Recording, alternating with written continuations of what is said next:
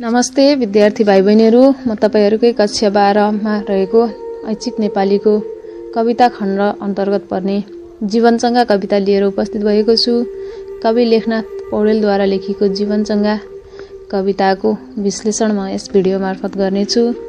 सर्वप्रथम तपाईहरुलाई यस भिडियोमा म कवि लेखनाथ पौडेलका कवितात्मक प्रवृत्तिको बारेमा चर्चा गर्नेछु। कवि लेखनाथ पौडेल माध्यमिक कालबाट नेपाली कवितालाई विच्छेद गराई आधुनिक कालमा प्रवेश गराउने आधुनिक कालका सबैभन्दा पुराना कवि हुन्। माध्यमिक कालमा व्याप्त रहेको नारी सौन्दर्य वर्णनमा आधारित श्रृंगारिक धाराबाट परिष्कारवादी धारातर्फ नेपाली कवितालाई प्रवेश गराउनुमा यिनै कविको योगदान रहेको देखिन्छ। भाव, भाषा र छन्दमा उच्च परिष्कार गरी परिष्कारसहित कविताको सिर्जना गर्नु कवि पौडेलको कवितात्मक विशेषता हो।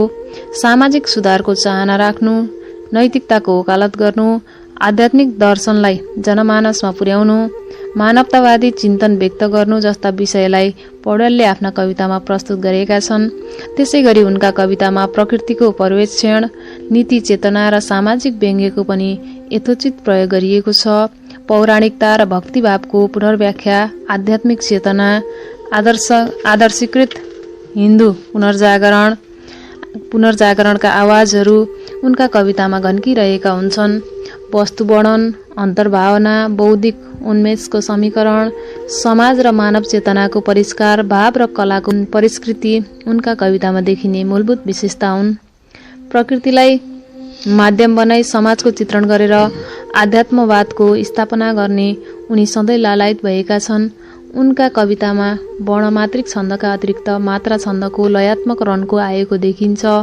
तत्सम, तद्भव र झर्रा शब्दको समुचित विन्यासबाट निर्मित परिष्कृत पदावलीबाट लक्षित भावधारा प्रभावित गर्न सक्नु कवि पौडेलको अर्को कवितात्मक विशेषता रहन गएको छ। त्यस्तै सहज, सरल, सरस, स्वाभाविक, परिमार्जित भाषा शैलीको प्रयोग यिनका सबै कवितामा पाइने भाषा शैलीगत विशेषता हुन्।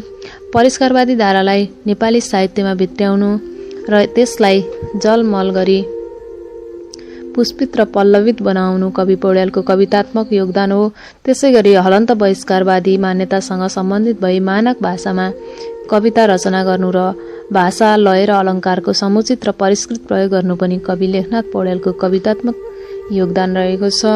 लेखनाथ पौडेलका कवितात्मक विशेषताहरूलाई निम्न बुँदाद्वारा प्रस्तुत गर्न सकिन्छ। आधुनिक कालको प्रारम्भकर्ता, परिष्कारवादी भावधाराका जनक, सामाजिक, आर्थिक, राजनीतिक, सांस्कृतिक, धार्मिक, प्राकृतिक विषयको प्रयोग, राणाकालीन शासन व्यवस्थाको विरोध, शब्द अलङ्कार र अर्थअलङ्कारको कुशल विन्यास, वर्णमात्रिक छन्दका कुशल शिल्पकार, परम्परित आध्यात्मिक तथा नवीन बिम्ब प्रतीकको उपयोग, संस्कृत साहित्यको वेदान्त आध्यात्म दर्शनको उपयोग, भाषिक मितव्ययिता। यी त भए कवि लेखनाथ पौडेलका कवितात्मक प्रवृत्ति। अब यस कविताको मूल भावतर्फ लाग्दछु। जीवनचंगा कविताको विश्लेषण।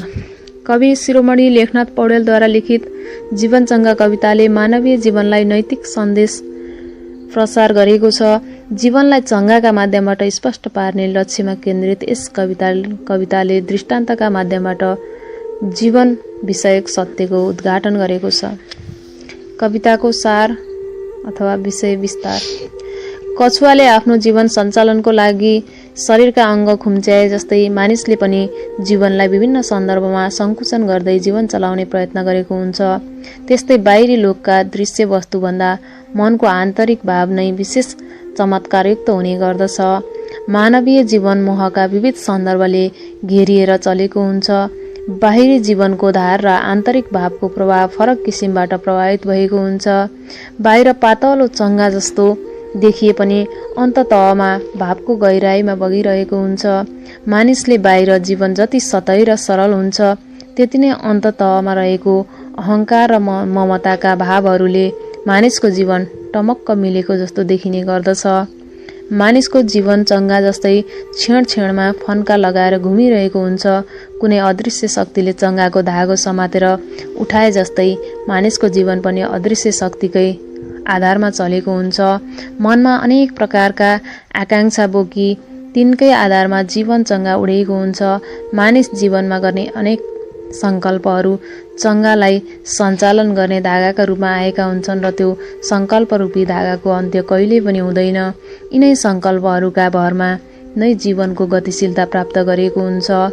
जीवन चङ्गालाई उठाइरहने सङ्कल्पको धागोलाई बलवान बनाउने काम मानिसले बल बुद्धिले गरेको हुन्छ। निकै खरिलो बल बुद्धि तथा विवेकबाट नै जीवनरूपी चङ्गाले गतिशीलता पाएको हुन्छ। निरन्तर लगावका कारण जीवनरूपी चङ्गाले रातो रङ प्राप्त गरेको हुन्छ भने मनमा अनेक प्रकारका कल्मस भावले समेत स्थान पाएका हुन्छन्। जीवनलाई सन्तुलित बनाएर चल्ने प्रयत्न गर्दा गर्दै पनि असन्तुलित बन्न थाल्यो भने चङ्गामा सन्तुलन मिलाउने कागज मिसाइए जस्तै जीवनमा पनि संयम, सुविचार, शान्ति र सन्तोषलाई सही किसिमबाट उपयोग गर्नुपर्दछ। यिनै विचारहरूबाट सन्तुलित जीवनले सन्तुलन प्राप्त गर्न सक्दछ। मानिसको जीवनरूपी चङ्गा निर्माण गरेर उडाइरहेको तर आफू सधैँ अपरिवर्तनशील, शान्त बनिरहेको र सबैलाई अनौठो आनन्द प्रदान गर्ने सृष्टिकर्ता निकै अद्भुत छन्। तिनकै अद्भुत क्रियाका रूपमा जीवन चङ्गा उडिरहेको छ। जीवनको क्रियाशीलतासँग चङ्गालाई राखेर हेरिएको जीवन चङ्गा कवितामा जतिसुकै चमत्कारिक रूपमा चङ्गा उडे पनि उसले जीवनमा पार पाउन नसक्ने दृष्टिकोण प्रस्तुत गरिएको छ। मानिसले जीवनमा जतिसुकै सकारात्मक उडान भरेर जीवनलाई गति प्रदान गर्ने प्रयत्न गरे पनि आखिर त्यसले पार पाउन नसक्ने दार्शनिक चिन्तन कवितामा प्रकट भएको छ। जीवनलाई जति बुझ्दै अगाडि बढिन्छ त्यति नै यसका जटिलताहरू अगाडि आउँछन्। निलो दहमा घुमफिर गर्ने माछो जस्तै खुला गगनमा जीवन चङ्गा अगाडि बढिरहेको हुन्छ। मानिसको जीवन यस पृथ्वीमा विभिन्न क्रियाकलाप गरी अगाडि बढिरहेको हुन्छ अनि यसले जीवनमा अनेक प्रकारका समस्यासँग जुझ्दै तथा लड्दै आफ्नो गन्तव्य निर्धारण गरेको हुन्छ। मानिसको जीवन कहिले सफलता नै सफलताबाट अगाडि बढेको हुन्छ भने कहिले त्यसलाई कौटी पार्दै तलतिर झार्न पर्छ। सधैँ जीवनको गति एकै किसिमको हुँदैन। यो सर्प जस्तै बटारिएर पनि चल्दछ। कहिले विभिन्न बाध्यताका घेराहरूमा जेलिन पनि पुग्दछ। सहज तथा असहज परिस्थितिको बोध गर्दै जीवन चङ्गाले गति लिएको हुन्छ। कहिले जीवन चङ्गा सुस्त चलेर निकै माथि पुग्दछ भने कहिले नसोचेका अवरोधहरूबाट अवरोधित हुँदै आकाशमा नै तरङ्गित हुन पुग्दछ। कुनै निश्चित यात्राबाट फर्किएको बाज जस्तै छड्के भएर पुनः जीवनको चङ्गा चल्दछ। मानिसले आफ्नो जीवन अनेक प्रकारका जलचर तथा नभोचर जस्तै लाखौं चाल जस्तै जीवन चङ्गा चलेको हुन्छ। त्यसकारण मानिसको जीवन चङ्गा जस्तै किसिमबाट अनेक प्रकारका व्यवधान पार गर्दै अगाडि बढेको हुन्छ। सफलताका सिँढीहरू चढ्दै जाँदा पनि चङ्गा रूपी जीवन हराउने भयो रहन्छ भने तलतिर झर्दा पनि जीवन चङ्गा गङ्गा लहरीमा विलय हुने भय हुन्छ। मानिसको जीवन सफलता र विफलता दुवैमा भयरहित छैन। सबै प्रकारका भयलाई सहँदै ती सबै खतरासँग लड्दै जीवनलाई पार लगाउनुपर्छ। जीवनको यात्रामा जति सहज परिस्थिति निर्मित हुँदै जान्छ त्यति नै जीवनरूपी चङ्गाले सुखद यात्रा तय गर्दछ। सरल मार्गमा जीवनको गति पनि अत्यन्तै सरल किसिमबाट चल्छ भन्ने शीतल मन्द पवनमा चङ्गाको गति पनि एकै प्रकारको हुने गर्दछ भन्दै चङ्गालाई जीवनको प्रतीक बनाएर उभ्याउने काम यस कवितामा गरिएको छ। चङ्गाको आकाशको यात्रा निश्चित नभए जस्तै मानिसको यस धरतीमा बसाइ पनि अनिश्चित हुने गर्दछ। जसरी खुला आकाशमा उडेको चङ्गाको धागो जुनसुकै बेला चुडिन सक्छ त्यसरी नै मानिसको जीवनको पनि अन्त्य हुन सक्दछ भन्दै मानिसको जीवन क्षणभङ्गुर भएको सत्यलाई कविताका माध्यमबाट स्पष्ट पारिएको छ। मानिसको आयु जन्मदै निर्धारित हुन्छ। ऊ यस धरतीमा कतिसम्म रहन्छ भन्ने कुरा कसैले पनि देख्न सक्दैन। मानिसको जीवनरूपी चङ्गा कसले कहाँबाट कस्तो धागो प्रयोग गरी उडाएको छ र त्यो कतिसम्म टाढा पुग्न सक्दछ भन्ने कुरा अनिश्चित र अद्भुत रहेको विषयलाई कविले कवितामा स्पष्ट पारेका छन्।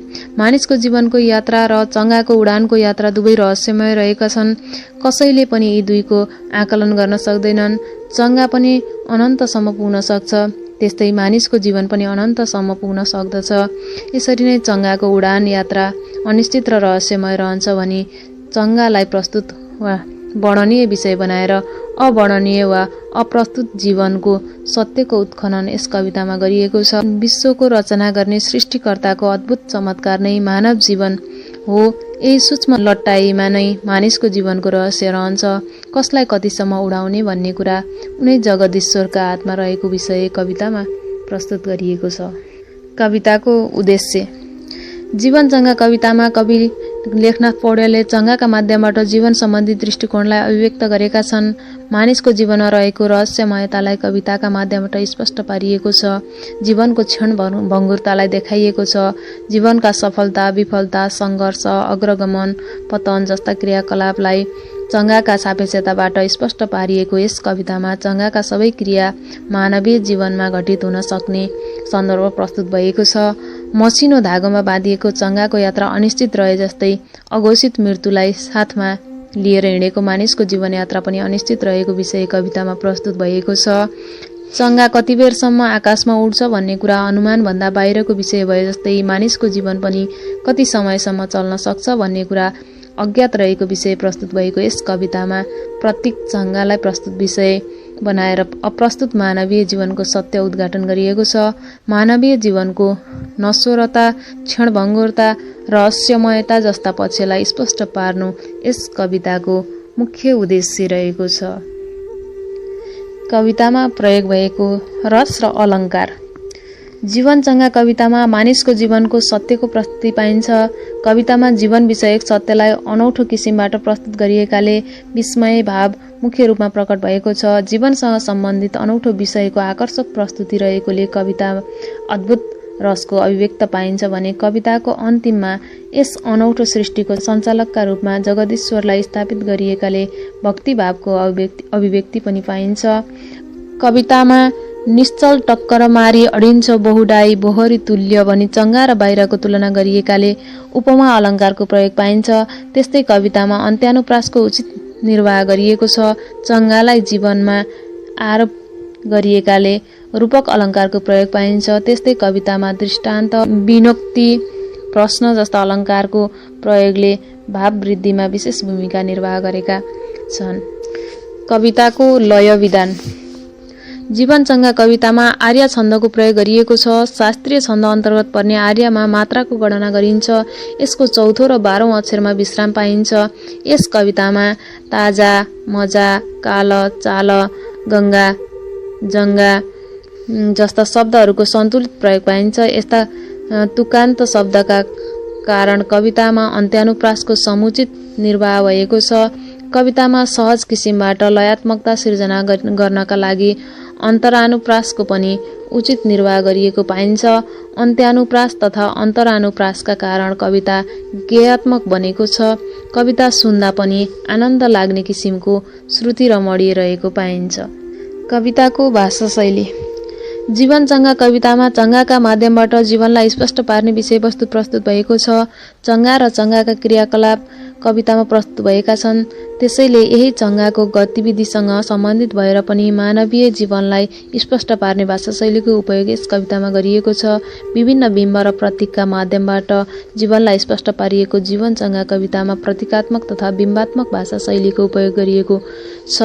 कवितामा मानवीय जीवनलाई स्पष्ट पार्ने किसिमको कछुवा, तार, गङ्गा, धागो, ग्वाक, नभ, माछु जस्ता बिम्बहरूको प्रयोग गरिएको छ भने चङ्गालाई मानवीय जीवनको प्रतीकका रूपमा प्रस्तुत गरिएको छ। कवितामा तत्सम, तद्भव तथा आगन्तुक शब्दको सन्तुलित प्रयोग गरिएको छ। सामान्य स्तरका पाठकका लागि भन्दा पठित पाठकका लागि उपयोगी हुने भाषाशैली यो कवितामा संरचित भएको छ। कवितामा कवि म पात्रका रूपमा उपस्थित भई अभिव्यक्तिलाई अगाडि बढाएका छन्। हस्त विद्यार्थी भाइ बहिनीहरू, यसरी नै कविताको विश्लेषणलाई ध्यान दिएर पढेर अथवा सुनेर यसमा रहेका सम्पूर्ण अभ्यासहरू गर्नको लागि सहजता मिल्नेछ भन्ने आशाका साथ बिदा हुन्छु। धन्यवाद।